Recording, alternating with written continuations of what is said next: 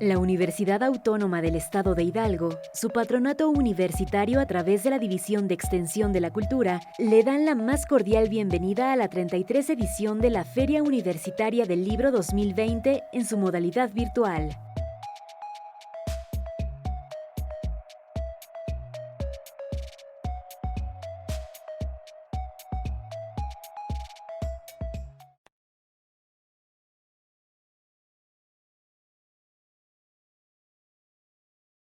Bienvenidos, bienvenidas a esta edición número 33 de la Feria Universitaria del Libro, en esta ocasión por las cuestiones que nos han azotado este año de manera digital, pero espero que estén disfrutando todos los eventos que se han preparado para ustedes. Y quiero agradecer primero a las autoridades de la universidad el hacer posible esta feria y esta serie de presentaciones, así como a la Secretaría de Cultura, a la Dirección de Fomento Artístico y Editorial, que pues también se ha interesado en dar a conocer al público universitario y más allá este proyecto que iniciamos, este proyecto editorial alternativo que iniciamos precisamente el año pasado, un proyecto que tiene directamente que ver con la distribución alternativa y por otros medios digamos como distintos, de la literatura hidalguense. El año pasado presentamos el primero de estos libros folleto, plaquettes o libros póster, impresos en una técnica japonesa, risografía, de la cual ya nos hablará Marco Patiño, que está acompañándonos en esta presentación. El año pasado iniciamos este proyecto precisamente con Caro Victrix, el libro que de algún modo funda, hay ahí como algunas visiones contrapuestas, pero pues uno de los primeros ejercicios poéticos, eróticos de México y que de algún modo también representan un landmark en la literatura hidalguense de Efrén Rebolledo. Iniciamos con este proyecto, después en febrero de este año, y que también se presenta en este, estén atentos, atentas al programa de esta Feria Universitaria del Libro, porque presentamos también este proyecto, es un proyecto que en realidad es uno solo, es de un lado y es otro lado, esta colección de oralitura hidalguense de Adela Calva Reyes y Antonio Hernández Villegas, poesía escrita absolutamente en ñañú y poesía escrita en náhuatl de la Sierra Alta hidalguense.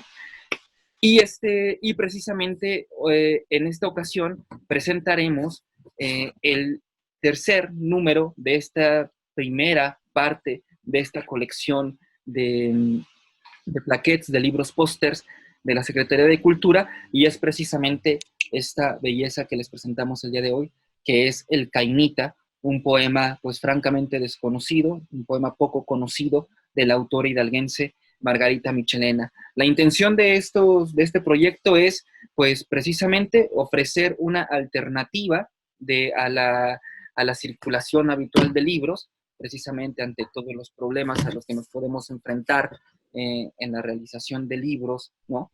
Que siempre es complicado generar proyectos editoriales. Entonces, pues bueno, era una manera en la que encontramos primero de poder generar tirajes pues con poco presupuesto y también poder pues de algún modo llegar a otros públicos. Y otra intención pues también era juntar de algún modo el trabajo artístico, el trabajo de diseño con precisamente la literatura que consideramos que consideramos podría resumir de algún modo, la poesía que podría resumir de algún modo el quehacer poético de Hidalgo en el siglo pasado, ¿no? De algún modo, bueno, en la primera década de este siglo, de algún modo, pues, Rebolledo, con esta figura, podríamos decir, tal vez fundacional, involucrar también en este proyecto, pues, dos las dos lenguas más importantes después del español dentro del estado de Hidalgo, y pues bueno, la poesía de Margarita Michelena, que en este momento ha tenido pues ha sido objeto de un interés pues muy importante por una generación nueva, una generación emergente de poetas, tanto mujeres como hombres, y que ha generado también pues mucho interés académico, ¿no? Ahora que hemos estado intentando desde la academia, desde los propios estudios literarios, pues poner atención a esa otra tradición que de algún modo fue obliterada durante el siglo XX por las figuras hegemónicas que todo el mundo conocemos, ¿no? Así es que, bueno, y para esta presentación nos acompañan, y agradezco mucho su tiempo, agradezco mucho el haberse involucrado también en este proyecto, agradezco a Yanira García, una de las poetas más importantes y más representativas de la literatura hidalguense actual, y a Marco Patiño, un conocido de la escena cultural hidalguense desde hace muchos años, y que también ha hecho pues mucho trabajo relativo con artes visuales, relativo con ilustración, y ambos tienen no solamente una gran carrera en el Estado y a nivel nacional, sino lo importante es que también ustedes tienen también un montón de seguidores, es decir, un montón de discípulos, son maestros de una generación importante, así es que agradezco mucho que estén con nosotros. Le cederé ahora la palabra a nuestra querida amiga Yanira García, para que nos hable un poco acerca de este poema de Margarita Michelena, El Caimita. Adelante, Yanira, muchas gracias. Al contrario, buenas tardes. Muchas gracias, Alfonso, por la invitación. Yo quiero agradecer a la Secretaría de Cultura por invitarme a participar en la presentación de este folleto, libro. Es todo un objeto artístico. Y quiero agradecer la oportunidad de estar con Alfonso, que es un escritor que admiro mucho y que se ha embarcado en este esfuerzo de rescatar a varios poetas hidalguenses que estaban en el olvido. También es un honor estar con Marco Patiño, que es un gran ilustrador, y la verdad, la ilustración del Caimita en especial me pareció a mí pues muy potente, a la altura del poema de Michelena, que es un poema también muy potente. Cuando me dijeron que había un poema de Michelena que estaba inédito, que no era muy conocido, pues no sabía yo qué esperar. Dije, bueno, ¿qué puede ser, no? Este poema. Y finalmente, cuando tuve la oportunidad de leer El Caimita, fue una sorpresa, porque es un poema muy, un poco diferente a todo lo que hizo Michelena, según mi opinión.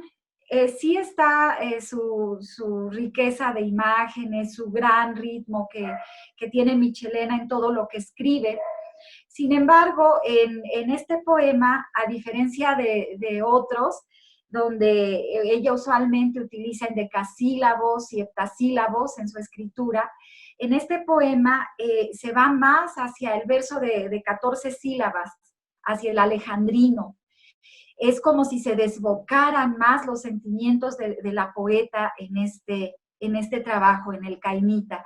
Como si, aparte de todo lo que va expresando, que ahorita voy a leer un breve texto que escribí sobre el poema, también su ritmo se desboca, se va un poquito fuera de lo que ella estaba acostumbrada a escribir, o de lo que estamos acostumbrados a leer en Michelena. Y bueno, aparte del ritmo, pues la temática es bastante contundente. Y yo escribí este pequeño texto que se llama El poeta como heredero de Caín. Hay palabras tan suaves como la hierba recostada en el campo y otras tan filosas como el resentimiento y el odio de Caín. La gran Margarita Michelena es capaz de tejer con ellas una urdimbre exquisita para atrapar la esencia de la poesía de forma magistral. Michelena, como los grandes escritores, los que comulgan de verdad con el lenguaje, escriben el Caimita sobre el oficio del poeta, pero lo hace con una fuerza demoledora y al mismo tiempo con la ternura que se puede sentir hacia el desterrado, el que va solo entre los demás, siempre en las sombras de su insaciable búsqueda por nombrar. Llama la atención que estos versos no se incluyen en ninguno de sus libros.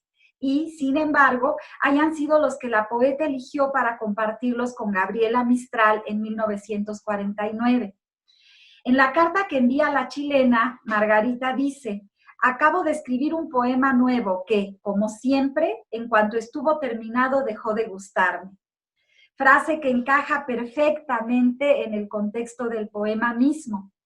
Pues este poema se trata precisamente de eso, de la incapacidad de nombrar. Y aquí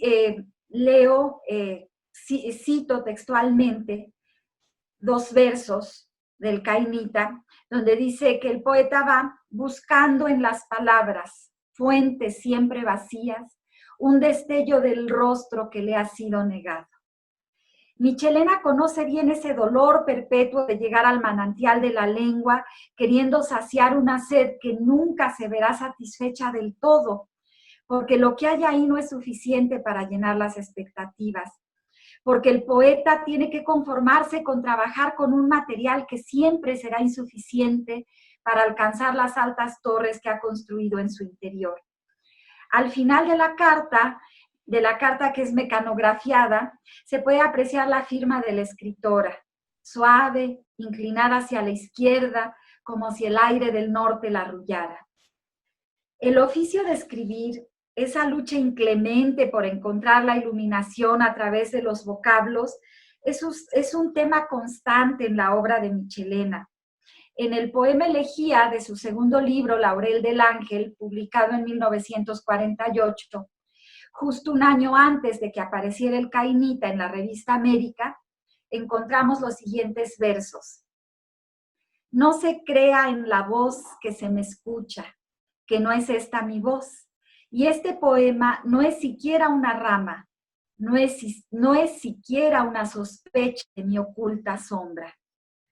Posteriormente, en el poema El vuelo centellante de su tercer libro, La tristeza terrestre, dice: yo no canto por dejar testimonio de mi paso, ni para que me escuchen los que conmigo mueren, ni por sobrevivirme en las palabras. Canto para salir de mi rostro en tinieblas, a recordar los muros de mi casa, porque entrando en mis ojos quedé ciega y a ciegas reconozco cuando canto el infinito umbral de mi morada. Sin embargo, el Cainita es sin duda el poema de Michelena donde nombrar y cantar se torna más desolador. Aquí, el poeta es más que el hijo de Adán, el hijo de Caín, que va cargando la culpa del asesinato de Abel. Como si escribir fuera también un crimen que conlleva la culpa de nunca saber hacerlo como se debería. Para otros escritores, el poeta es hasta cierto punto un elegido de Dios, pues sabe comulgar con las palabras, no en estos versos que resultan amargos y devastadores. Me pregunto si la poeta atravesaba alguna crisis en su proceso de escritura. En la carta que envía a Mistral también menciona haber estado enferma. Tal vez esa sea una de las razones que la llevaron a plantearse su oficio de forma tan contundente. Pareciera que, al pretender crear a través de la palabra, el poeta emulara a Dios traicionándolo y, por consiguiente, mereciendo un terrible castigo que siempre lo tendrá al margen de las cosas. Dejadlo devorándose, dice Michelena, y con esas 2 palabras nos sacude y eriza la piel.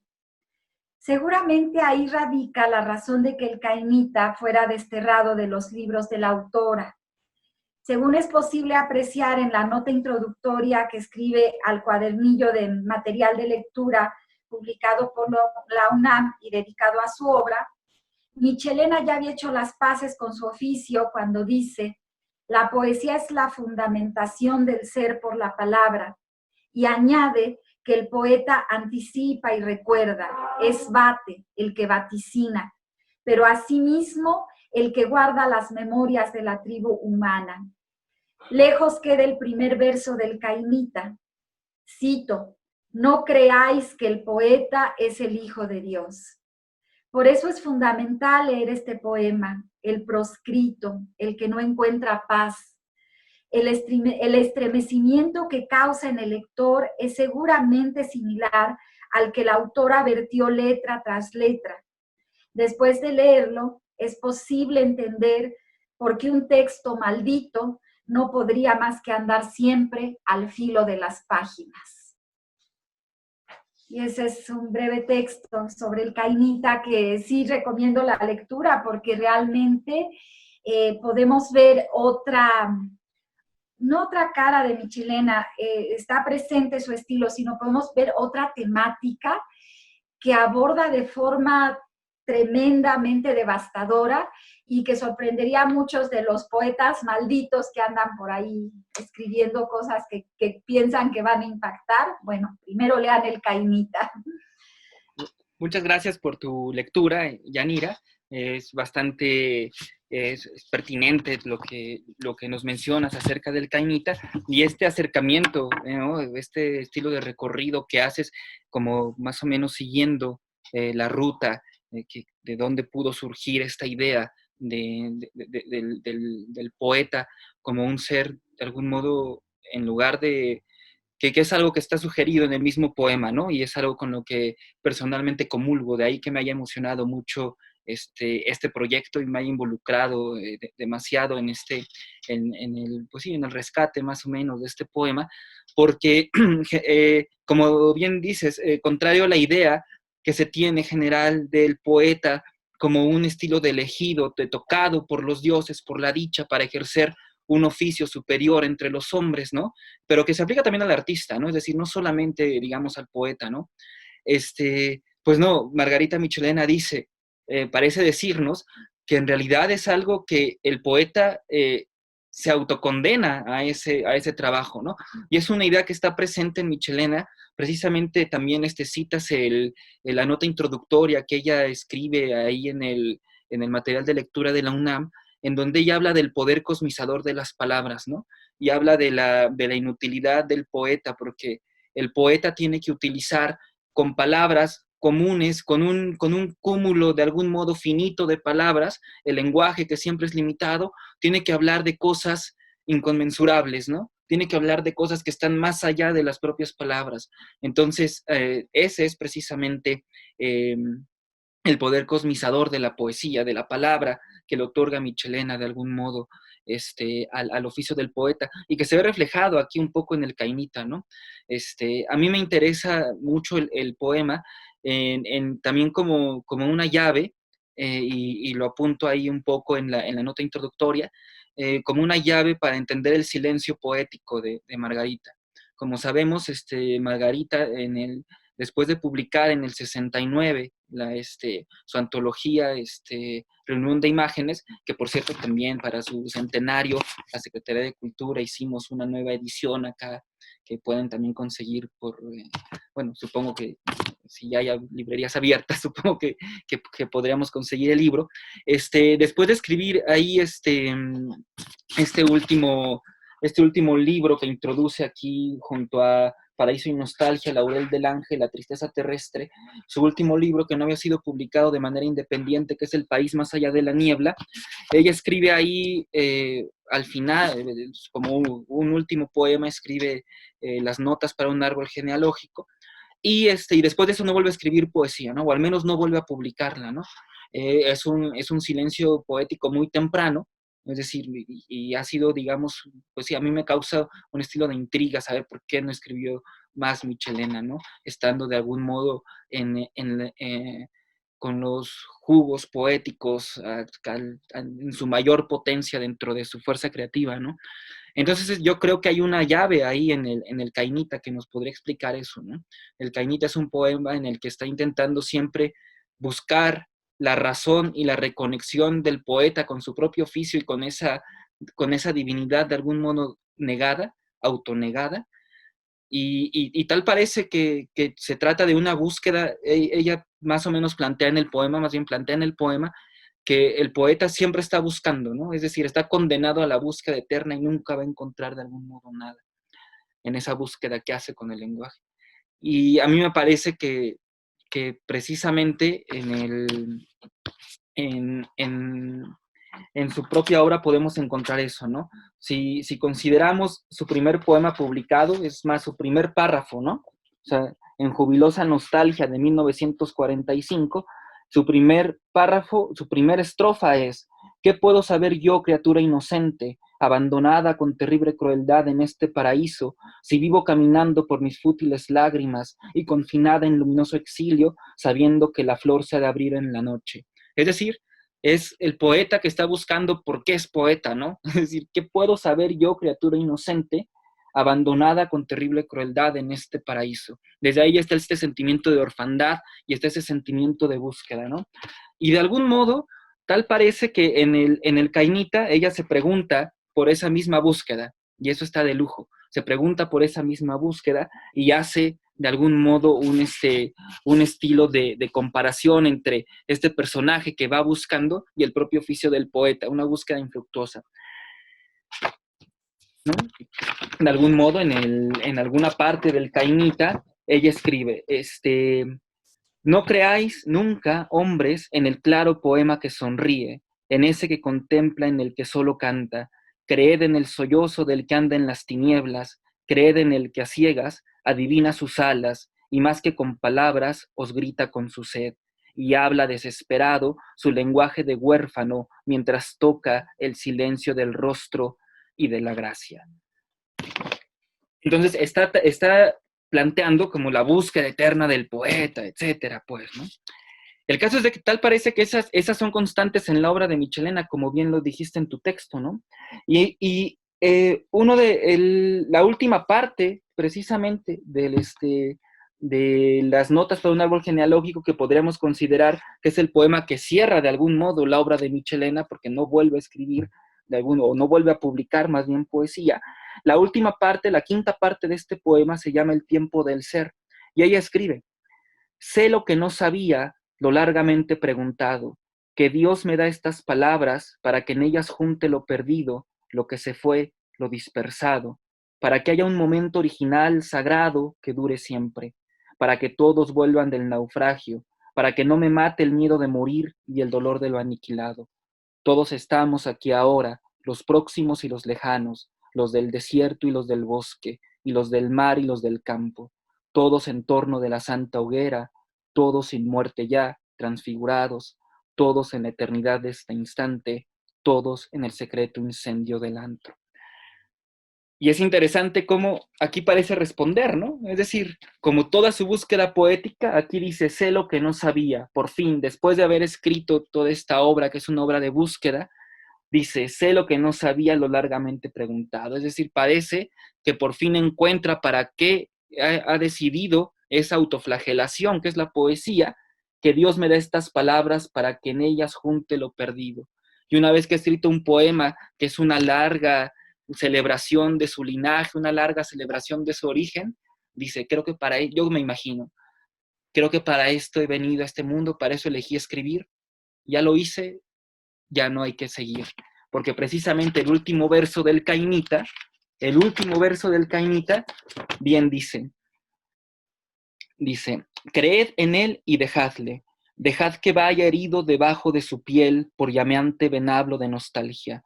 No lo perdáis de amor, no le deis compañía, no pongáis dulces flores a orilla de su canto. El pan gris de los hombres no es para su boca, ni el hogar de los hombres bueno para sus pies. Dejadlo devorándose, dejadlo con su llanto, de ángel maldito y solo, debajo de la ira de aquel que se le esconde, de aquel que no lo mira. No le tendáis la mano, no le habléis vuestra lengua de felices pastores, dejadlo que camine. Antes de ser silencio, ha de ser poesía. Entonces, antes de ser silencio, el poeta ha de ser poesía. Entonces, si leemos precisamente el último poema de Michelena, que es un gran poema celebratorio, que es un punto máximo de su obra, me imagino ella diciendo: claro, esta es la poesía que quería. ¿Qué sigue después? El silencio. Y por eso ya no escribe. Por eso me emociona mucho el Cainita, y me emociona también lo que has leído, porque también haces una búsqueda precisamente de estas temáticas alrededor propiamente de su obra, ¿no? En este pequeño caminar de su obra. Pero bueno, regresaremos ahorita al Cainita. Ahora me gustaría, si me lo permites, Yanira, darle la palabra a Marco para que nos platique un poco acerca de todo este proceso que involucró no solamente pues, el conocimiento del poema, sino también el ambiente en el que fue publicado, ¿no? Como bien me comentabas hace un poco, originalmente el Cainita se publicó en la revista antológica América, que era el órgano de difusión de la Secretaría de Educación Pública, en agosto de 1949. Y ahí salió publicado con una pequeña viñeta de un ilustrador catalán, bueno, mexicano, llegó muy joven a México, pero bueno, de estos artistas del exilio que llegaron a México, Moreno Capdevila. Entonces, bueno, de ahí tuvimos como algunas conversaciones y bueno, Marco hizo un trabajo maravilloso, no solamente con el Cainita, sino con los otros números que presentamos de este proyecto. Marco se involucró en el diseño de todos y han resultado, pues, creo que además del valor que tiene propiamente el, el trabajo literario de edición y todo lo que está detrás, pues bueno, creo que se ha convertido también como en un estilo de objeto de colección, que también era como algo que queríamos lograr. Así es que bueno, Marco, bienvenido, muchas gracias y muchas gracias adelantadas por haberte involucrado en este proyecto, que creo que está súper chido. Y pues bueno, gracias Marco y bienvenido. No, al contrario, muchas gracias Alfonso por la invitación. Saludos también a Yanira, muy, muy emocionante y emotivo el texto que nos acabas de compartir. Y bueno, también agradecer al Consejo de Cultura que confió en nosotros y en este proyecto, ¿no? Que tiene ese carácter como, sí, alternativo. Creo que, aunque es una palabra un poco machacada, pero creo que funciona bien porque habla de esa posibilidad, y más en estos tiempos que ahora nos aquejan y que vivimos, de que siempre existen posibilidades para realizar las cosas, ¿no? Lo que sea. Pero hablando en el tema cultural y en el tema literario y en el tema de la edición de productos como siempre hay caminos posibles, ¿no? O sea, no necesariamente tienen que hacerse las cosas como solíamos hacerlas o como pensamos que deben ser, ¿no? Entonces creo que ahí fue un mérito muy grande de Alfonso y de Ludmi, que apoyó la idea de poder realizar proyectos con un alto carácter de edición, ¿no? A mí me emociona y me sorprende cada vez que platico con Alfonso de los proyectos, porque se involucra no solo en estos 3 proyectos con el que he tenido el placer de trabajar, sino en otros que de pronto me platica esa pasión y esa emoción con la que aborda cada uno de los proyectos, que además contagia, ¿sabes? Y eso creo que nunca le había dicho en estas presentaciones que hemos hecho de los proyectos, pero que el camino para el ilustrador es mucho más sencillo cuando hay una emoción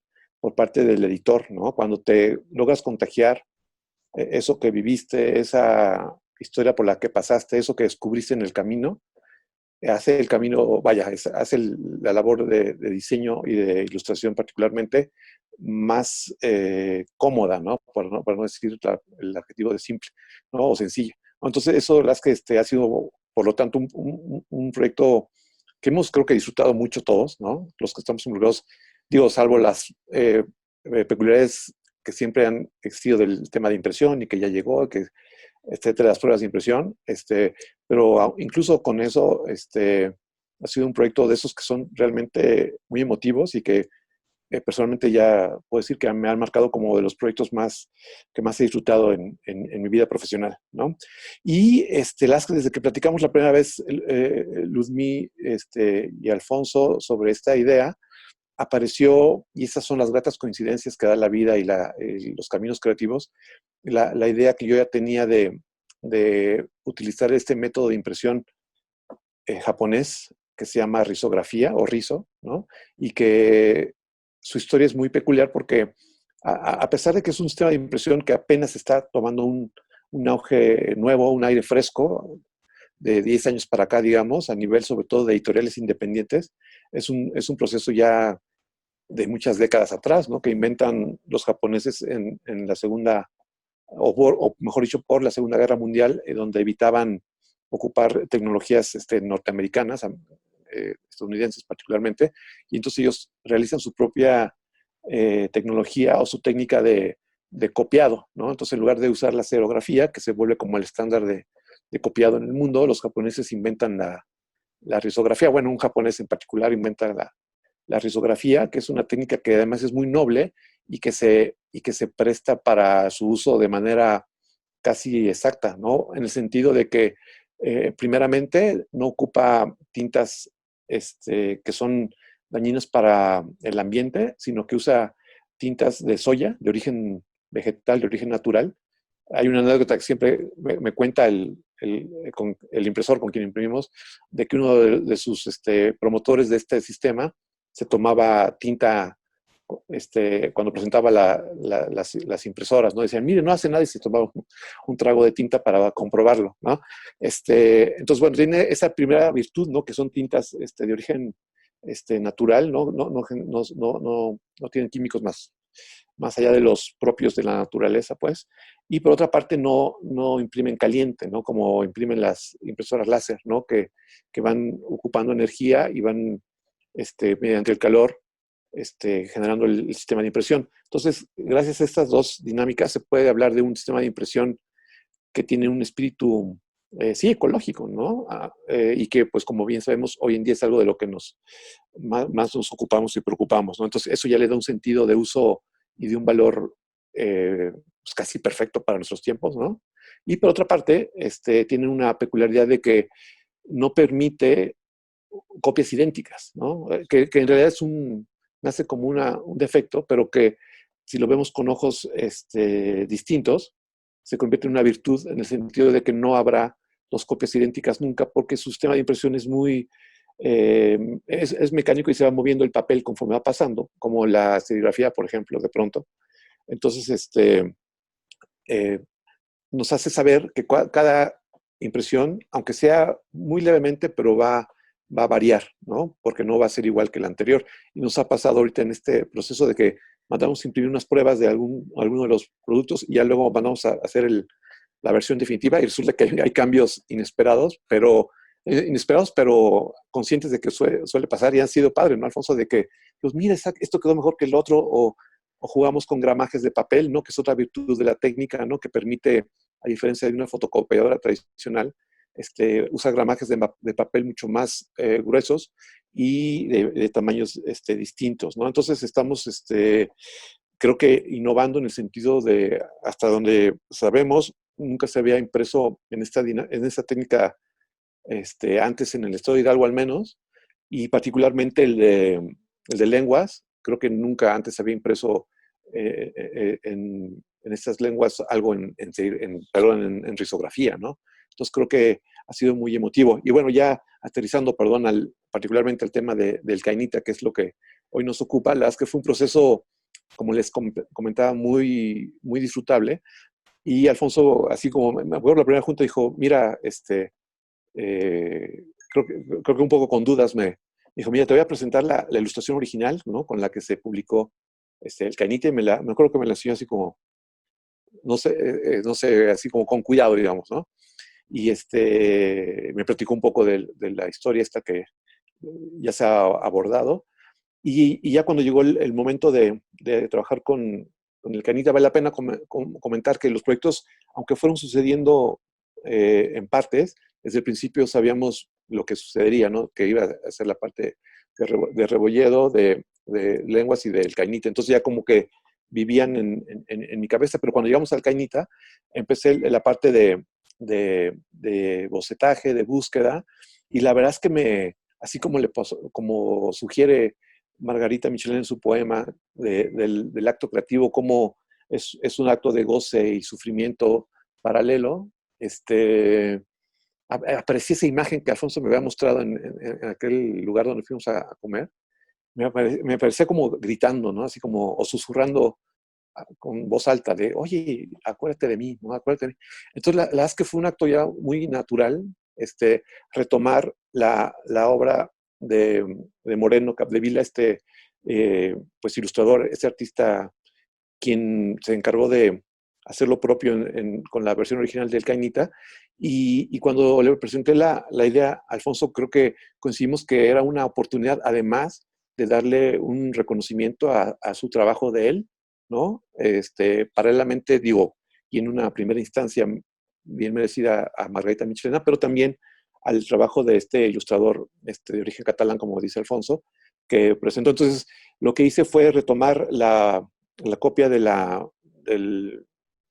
publicación original y hacer un trabajo digital, que eso también es interesante, ¿no? Porque pasamos de una publicación de papel de principios, bueno, de mediados prácticamente del siglo XX a técnicas digitales novedosísimas y de regreso a una impresión de más o menos de la época donde se publicó, ¿no? Entonces estamos jugando también con técnicas históricas, ¿no? Y viendo qué sucede cuando mezclamos una cosa con otra, ¿no? Entonces creo que eso enriqueció el proceso y fue algo muy interesante. Creo que es momento de ver algo, ¿no?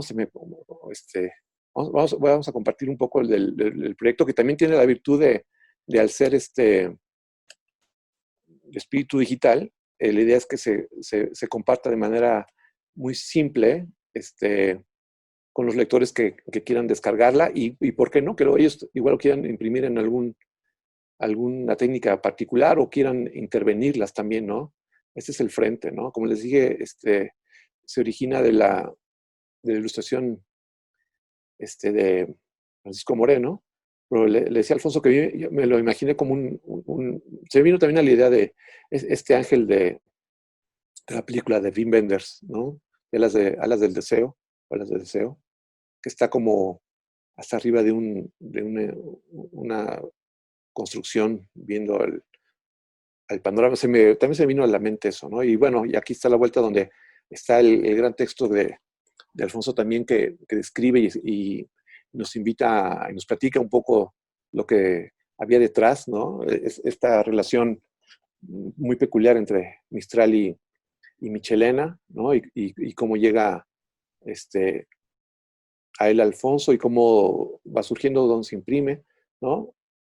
Y bueno, se divide en dos. Las que ahorita yo creo que Alfonso, que él tiene a la mano la versión ya impresa. Yo aquí tengo una a mi lado, pero está como pegada, que es algo otra virtud de este diseño que el lector o el usuario final puede decidir si lo convierte en un objeto literario y lo pone entre sus libros o lo pone como póster, ¿no? Entonces tiene también esa virtud doble, ¿no? De que el lector puede hacer con la publicación lo que desee. Entonces, más o menos es la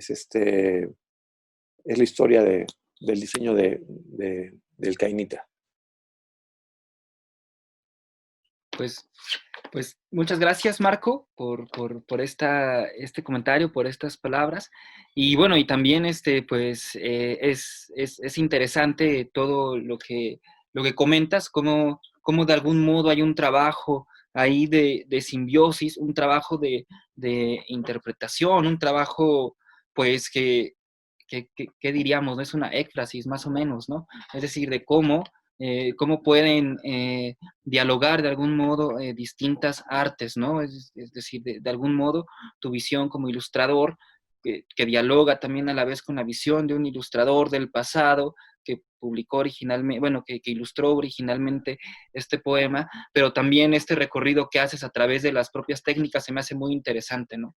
Es decir, este aspecto de recordar, ¿no? O sea, bien dices que también intentábamos, bueno, o intentaste hacer que con este proyecto también resultara pues un estilo de trabajo y un poco también el rescate de Moreno Capdevila, que él, junto con muchos otros ilustradores, de algún modo, pues representaron una generación, pues muy importante, ¿no?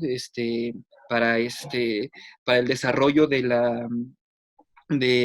las artes gráficas, ¿no? Propiamente en México, ¿no? Capdevila fue profesor de la Escuela Nacional de Artes Plásticas hasta su jubilación, hizo murales, ilustró durante mucho tiempo y trabajó muy de cerca con el Departamento de Divulgación de la Secretaría de Educación Pública.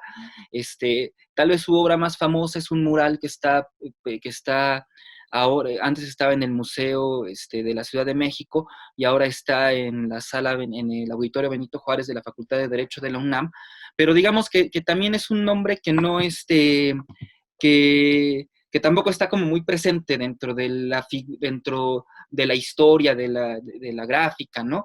Entonces, pues también ahí sirve como un estilo de rescate también de su obra, de su nombre, ¿no? Entonces, eso es importante y me parece muy curioso, ¿no? Me parece interesante también imaginar a Capdeville haciendo su grabado para esta edición original en el 49 y después nosotros ahora tú rescatándolo, ofreciendo una versión digital, pero como dices, ¿no? Después volviendo una técnica de impresión que posiblemente era más o menos ahí contemporánea al poema y al propio autor, entonces se me hace interesante todo esto que dices. Y efectivamente, creo que trabajamos muy bien en estos proyectos.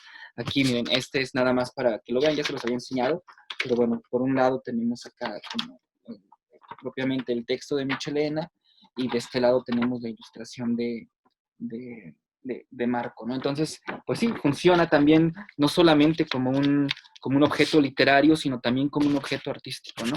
Y bueno, voy a aprovechar para enseñarles los otros. Este es el proyecto de lenguas, el proyecto de oralitura. Este es el lado en náhuatl de Antonio Hernández Villegas. También todo el diseño, todo el arte es de Marco.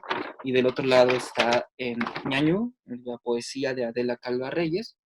Todo está en ñañú, incluso ¿cómo se dice? El directorio. Y si ustedes escanean ese código QR, les descarga en su dispositivo las versiones en español, ¿no? Y este es el otro proyecto que fue el que inició todo, ¿no? Es un proyecto también muy interesante. Están aquí todos los sonetos, los sonetos que forman parte del Caro Victrix de Fren Rebolledo. Aquí también, pues, con el diseño también ahí de Marco, ¿no? Que también su proceso creativo fue muy interesante y ojalá podamos platicar también después de eso en otra ocasión, en otro espacio. Bueno, pues ahora me gustaría, pues antes bueno, de agradecer y de cerrar esta presentación, me gustaría primero, pues, preguntarle a Yanira. Yanira ahora, a mí yo soy un fanático absoluto del trabajo de Yanira.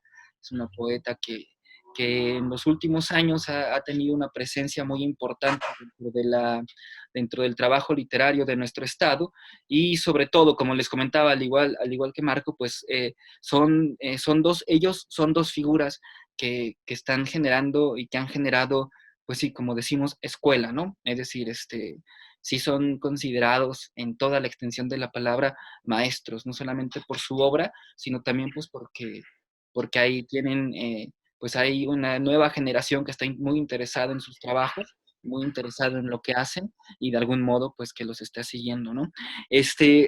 Dentro de todo este trabajo de esto que nos has mencionado de Margarita Michelena, pues me gustaría, no sé, o sea, preguntarte así, digamos, a bote pronto, ¿cuál es si consideras que tú como autora tendrías de algún modo una relación con la obra de Margarita, si de algún modo hay ahí como, no quiero decir un estilo de inspiración, ¿no? Porque eso siempre es como muy complicado cuando uno escribe poesía, pero o sea, saber si de verdad consideras que el lugar de Margarita Michelena dentro de la literatura hidalguense y nacional es el que se merece, o qué opinas por ahí, ¿no?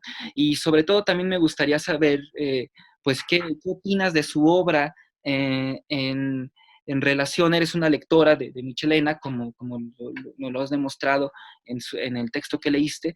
¿Qué opinas de su obra, pues, y específicamente del Cainita, pues, como a la luz de estas nuevas generaciones, ¿no? Una generación como muy pujante de chicas que están escribiendo de maneras que apenas estamos aprendiendo a leer, ¿no? Y de hecho apenas estamos aprendiendo a leer la poesía de Michelena, por ejemplo, ¿no? Tuvieron que pasar 40, 45 años para que por fin le pusiéramos la atención crítica y la atención estética que merece. Entonces me gustaría pues que me comentaras acerca de su figura desde tu propia visión de poeta y desde tu propia visión de autora. Ay, gracias, gracias por tus palabras, Alfonso. Es un honor realmente que opines eso de mi obra. Muchísimas gracias. Bueno, volviendo a Michelena, yo por supuesto que considero que es importantísima para todos los poetas hidalguenses. Una, Michelena cambia la forma de escribir la poesía en el Estado.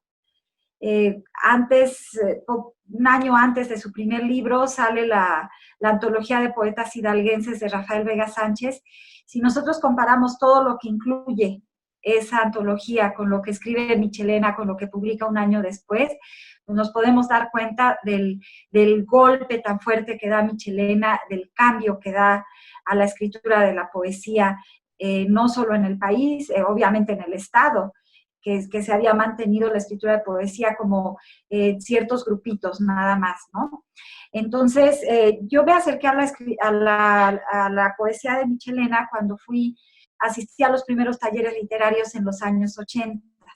Entonces recuerdo que alguien llevó un librito de Michelena y pues todo el mundo queríamos fotocopiarlo y todo el mundo queríamos leerlo. Cuando yo la leo pues me impacta bastante por su potencia en el ritmo, en las imágenes y en el contenido también de sus poemas, ¿no? Por ejemplo, como en El Cainita, es un poema impactante realmente por su contenido. También de todas las hermosas imágenes que maneja y del ritmo que siempre mantiene Michelena. Entonces, pues a partir de ese momento siento pues ese llamado, ¿no? Yo tengo que escribir también, yo quiero escribir. Y claro, yo considero que Michelena es una de las figuras que más impacto tuvo en mis primeras lecturas poéticas. Gracias a esos libritos que llevaban al taller, porque en esa época era pues dificilísimo conseguir la obra de ciertos autores, ¿no? Ya estaba agotada, ya era muy complicado. Y bueno, podría decir que para las jóvenes generaciones que están escribiendo, pues la única forma en que nosotros podemos realmente crear una tradición literaria es leyendo y honrando a todos los poetas que vienen antes que nosotros. Y sobre todo como mujeres, y sobre todo dado lo complicado que ha sido para que las mujeres escribamos y publiquemos y tengamos espacios, ¿no? Ha sido un trabajo de muchas décadas, entonces, por supuesto que estas nuevas generaciones deben acercarse, decía Juan Bañuelos, para poder escribir y tener un panorama realmente a futuro, tenemos que subirnos a los hombros de los grandes. Entonces yo considero que todas las personas, las poetas, mujeres que nos estamos esforzando por hacer algún trabajo en esto de la literatura, pues tenemos que subirnos a los hombros de los grandes y de las grandes, de la grandísima que es Michelena. Y pues a partir de ahí crear nuestra propia tradición literaria. Claro, es importante que traigas acá esa palabra, ¿no? O sea, ese concepto, la tradición literaria. Justamente en otro espacio de esta misma feria, hablaba con Luis Arístides, escritor, promotor también de la literatura hidalguense, charlábamos acerca de prácticamente una ausencia de la tradición, ¿no? Es decir, yo le llamo que en Hidalgo tenemos una tradición inexistente, porque precisamente al momento de que queremos hacer un estilo de analizar ya propiamente con una perspectiva crítica, con una perspectiva, pues desde la estética literaria, intentar construir la historia de la literatura hidalguense, nos damos cuenta que hay un hueco enorme durante todo el siglo XX, ¿no? Es decir, que prácticamente, si consideramos 1916 como ese año en el que Rebolledo publica Caro Victrix, vemos que pasamos de noche hasta los 90, ¿no? Es decir, o sea, por ahí tenemos antologías. En esta antología de Rafael Vega Sánchez son más de 50 autores, ¿no? Si no me equivoco, son 50 y tantos autores, y cuando la revisamos vemos, digo, independientemente hay muy pocas mujeres, son 9 mujeres o 7 mujeres, una cosa así en la antología de Rafael. Cuando la revisamos vemos una repetición de temas, vemos a poetas que en los años 40 y después en otra antología hidalguense de los años 70, vemos repeticiones, parece que estaban escribiendo a finales del siglo XIX, ¿no? Sí. Es decir, y por Hidalgo no pasaron las vanguardias, y yo creo que eso también pasa en el asunto de la ilustración, no sé qué opine Marco, pero, o sea, si nosotros queremos buscar un poeta vanguardista de Hidalgo, nos va a costar mucho trabajo. Así del mismo modo en el que nos va a costar trabajo encontrar, pues, artistas, plásticos, de algún modo, que estuviesen relacionados directamente con el Estado.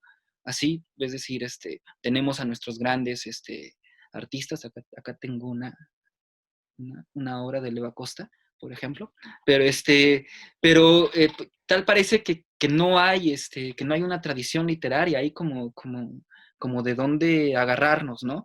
Y es precisamente hasta la generación de ustedes donde pues se empiezan a cuestionar y se empieza a crear, pues pensando ya en otras cosas, ¿no? Ya no siguiendo los nombres de estas personas que querían que en los 80 siguiéramos escribiendo sonetos, ¿no? O siguiéramos escribiendo silvas, o que siguiéramos hablando de, oh, dioses, las musas y todas estas cosas, ¿no?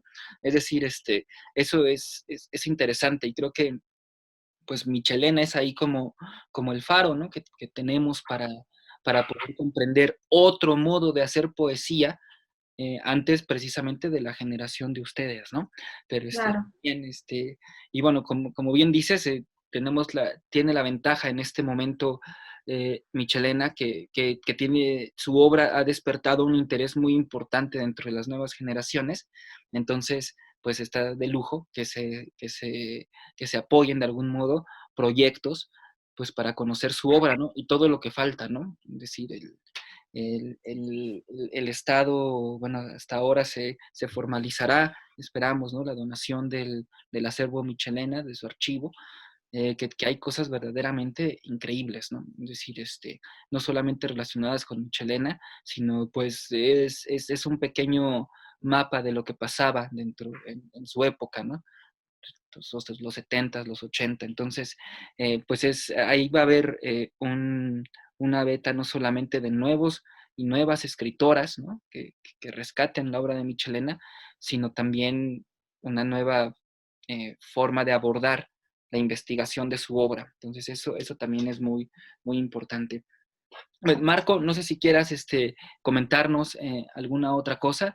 Me gustaría pues también que nos comentaras, como ya les he mostrado un poco el trabajo que realizamos de los diseños anteriores, pues no sé si te gustaría comentar algo respecto a esos otros trabajos, porque también hay que decir que, bueno, por la situación en la que estamos, pues es un poco complicado que obtengan las versiones físicas de nuestro proyecto, ¿no? Es decir, es un poco complicado en estos momentos, ¿no? Pero existe el micrositio de la Secretaría de Cultura. En la página de la Secretaría de Cultura hay un micrositio en el que pueden descargar precisamente todos los folletos, como bien te decía Marco, para que puedan imprimirlos. A lo mejor pueden imprimirlos o simplemente tenerlos ahí para leerlos, pero pues bueno, también estaría chido que pudieran imprimirlos y que, como dice Marco, pudieran tal vez intervenirlos. Entonces, no sé si te gustaría comentar algo de los anteriores, o qué opinas también respecto a este panorama que parece en este momento que es muy esperanzador respecto a las nuevas generaciones y sus relaciones con el arte. Adelante, Marco. Sí, si quieres, esto último, ¿no? De que sí, efectivamente vivimos un momento, como bien dices, lleno de luz, ¿no? O sea, de mucha gente que está creando, mucha gente que cree en el arte como un camino viable para vivir y sobrevivir, ¿no? Creo que también esos tiempos de encierro nos han llevado a distinguir la importancia de la obra creativa, la importancia de la creación, la importancia de la reflexión, la importancia de la mirada creativa, ¿no? Y de seguir el camino creativo más allá de la profesión o el oficio que uno ejerza, ¿no? Creo que vivimos un momento donde sí hay muchas personas, desde las letras, desde la gráfica, desde el diseño, desde la ilustración, desde varios ámbitos que están moviendo el ámbito cultural que, como bien dices, en los 80s parecía el Valle de la Muerte, ¿no? O sea, en realidad seguramente sí había, más bien sí había, ¿no? Habíamos gente que en ese momento, como Yanira, buscábamos saber qué pasaba o no dónde ir a ver algo o algo, y realmente era un reto complejo, ¿no? Porque no había muchos espacios, no había, aparentemente, digo, bueno, más bien los espacios sí era un hecho, ¿no? Pero más bien, aparentemente no había gente que estuviera interesada, o mucha gente que estuviera interesada como para generar un movimiento real, local, al menos, ¿no? Pero lo que sucede es que sí, creo que cada quien nos interesaba, estábamos en nuestra trinchera creando desde nuestro espacio, pero con la dificultad que se convertía en que hubiera un movimiento visible, ¿no? Como de un grupo local, ¿no? Aunque creo que era un tema muy, muy independiente, ¿no? Ya empezaron a ver sí, obras particulares y artistas que empezaron a sobresalir a nivel local, algunos gremios artísticos, ¿no? Que se empezaron a forjar en ese momento, pero particularmente, digo, hablo de los 80 porque fue mi época que me tocó ya después de la infancia, ¿no? Ver cómo, a la distancia, por ejemplo, ver cómo es muy complicado, y me atrevo a rebasar la parte hidalguense, a encontrar datos, por ejemplo, ¿no? De artistas o de músicos o de ilustradores en los 80, ¿no? Como que parece una década muy viva en un sentido, ¿no? Pero de pronto, si uno, parece que vive en nuestra imaginación en gran medida, ¿no? Hay pocos libros, ¿no? Hay pocos, las revistas que salieron, ahí de pronto hay algún número de La Regla Rota, por ejemplo, ¿no? Pero es muy raro verla, ¿no? Realmente, no sé, es una década un poco fantasmal en ese sentido, ¿no? Y bueno, también derivada de que no había una proyección, una distribución, una promoción del tema artístico, insisto, por lo menos a nivel central del país, ¿no? Pero si no sucedía en la Ciudad de México y sus alrededores, no sé qué pasaría fuera de ello, ¿no? Entonces sí, es un gusto poder hoy apreciar la dinámica de creación entre nuevas generaciones que están muy activas, ¿no? Están muy preocupadas por el quehacer artístico, ¿no? Sigue también el tema de el ríspido tema de lo económico, ¿no? De qué tanto se puede en nuestro entorno vivir y sobrevivir haciendo arte, ¿no? Pero desde una perspectiva tal vez que peca de optimista, yo sí creo que es muy factible eso, ¿no? Con los vericuetos que hay que enfrentarse no solamente desde el ámbito artístico, sino en general de una vida compleja que se nos presenta en nuestro presente. Entonces yo creo que sí, y de los otros, muy brevemente, digo, cada uno tiene, es muy curioso, ahora que lo veo los tres juntos, ¿no? Es como cada uno tiene su historia y cada uno tiene sus peculiaridades, ¿no? Cada uno me trae ahora ya recuerdos de su proceso, y desde el principio los visualizamos en nuestra mente, al menos, de cómo sería una colección de tres, ¿no? Entonces creo que esto también es interesante, porque en un momento donde lo digital manda, ¿no? El hecho de atrevernos a imprimir, ¿no? A mandar imprimir, ¿no? Se convierte en un acto de contracultura, ¿no? Hoy en día, y nos permite invitar a que aquel interesado en tenerlos haga un esfuerzo que ya no se hace en lo digital, ¿no? En lo digital lo buscas, lo descargas y listo, y está bien, es un proceso válido, muy cómodo, ¿no? Pero qué tal aquel que quiera obtener no solo uno, sino los tres, pues creo que va a ser como una dinámica interesante, digna de un coleccionista de nuestros tiempos, ¿no? Entonces creo que también eso hay que aplaudir la idea de que se siga con todo lo que eso implica, imprimiendo y que se busquen también métodos alternativos de impresión, ¿no? Pues sí, Marco, muchas gracias también por tu comentario, que también es absolutamente pertinente, ¿no? Me llama la atención cómo, pues sí, identificamos ahí como un hueco, ¿no? Durante muchos años, pero cómo también coincidimos los tres, creo, en en que, pues en este momento el arte en general, la literatura particularmente, pero también la ilustración, pues está dando mucho de qué hablar. Hay una escena que ahora sí podemos llamar, yo creo, local. Hay, sobre todo por una generación que impulsada por personajes como ustedes, evidentemente, pues han decidido hacer las cosas desde aquí, ¿no? Porque si antes, como ya decía el maestro Agustín Cadena, pues el artista, los escritores, los artistas tenían que salir, ¿no? Es una generación en el exilio, una literatura en el exilio, un arte en el exilio de Hidalgo, pues ahora se están haciendo cosas desde acá, ¿no? Es decir, tenemos ya una generación y un movimiento que apenas lleva 2 años, podríamos decir, 2 años y medio, ¿no? De estarse gestando cada vez con más fuerza. Digo, lleva décadas gestándose, ¿no? Pero en este momento que lleva con una constancia y que lleva una fuerza como muy particular y que pues sí, se puede hablar ahora de un movimiento, si no hidalguense, tal vez pachuqueño, y eso sí es ganancia, ¿no? Es decir, todavía faltan esfuerzos, evidentemente, por descentralizar el quehacer artístico de Pachuca, ¿no? Eh, Todavía falta eso, ¿no? Pero creo que estamos en un momento importante y creo que somos de algún modo parte de ese, somos agentes de algún modo de esa transformación y de esa generación de nuevas generaciones, valga la redundancia. Pero bueno, ha sido un placer conversar con ustedes.